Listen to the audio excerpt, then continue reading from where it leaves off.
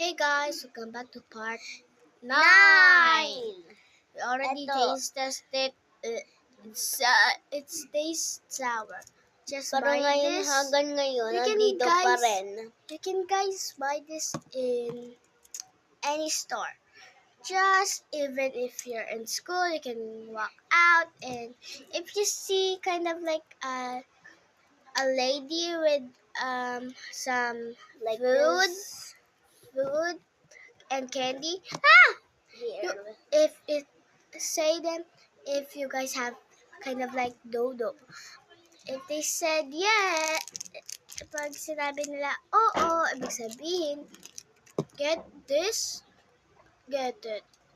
See you next time. See you in part 10, the last part. Bye bye. Bye! Pungangaw ads.